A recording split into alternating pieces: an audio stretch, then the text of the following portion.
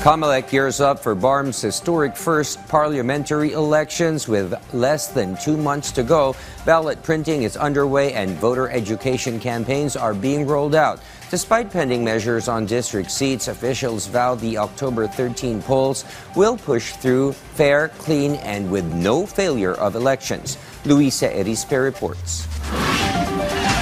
With less than 2 months before the first parliamentary elections in the Bangsamoro Autonomous Region in Muslim Mindanao, or BARM, the COMELEC's preparations are in full swing.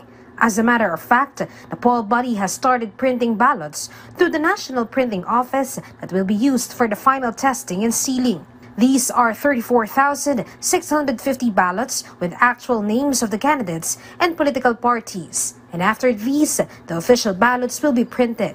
Wala na pong makakapigil sa amin sa pag-iimprenta ng balota. Yan po ay sisimula namin sa tinatawag na final testing and sealing ballots.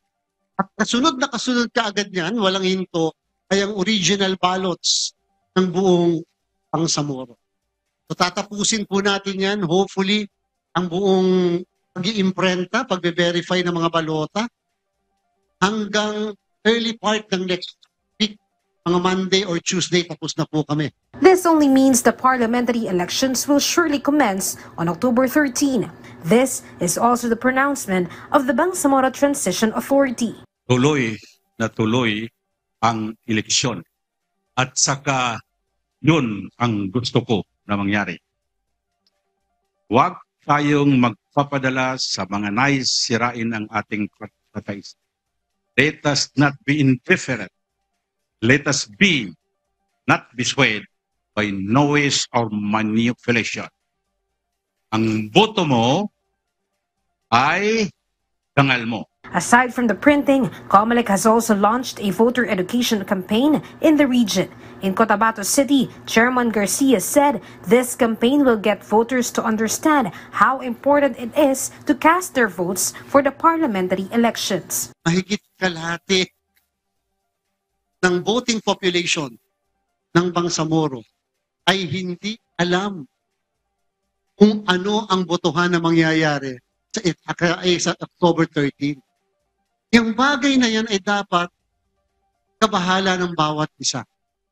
Sapagkat baka po yan ang magbunsod kung bakit ang mga kababayan natin ay hindi na lang boboto sa October 13 o kaya naman ang iboboto na lang nila ay none of the above sapagkat hindi nila nauunawaan yung pagboto na gagawin po nila. Garcia announced in his speech that he was informed that the Bangsamoro Transition Authority has already passed on third and final reading the bill for the allocation of the 7 seats for the parliamentary district representatives supposed to be for Sulu.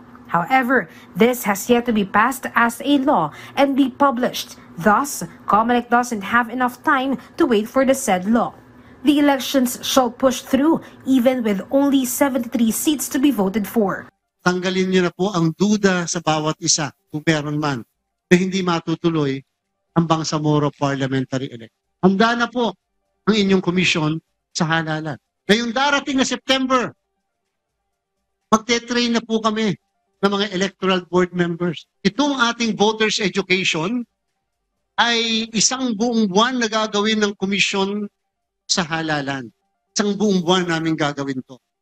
Kasi para po sa amin, kahit na anong issue ang ma-encounter or issues ang ma-encounter natin dito sa paghahanda sa eleksyon, ang hindi dapat kinakaligtaan, kinakalimutan, ay ang voters education. COMELEC wants a fair and clean polls for the first parliamentary elections. They also aim for a no failure of election for the whole region. Luisa Erispe from the National TV for a new and better Philippines.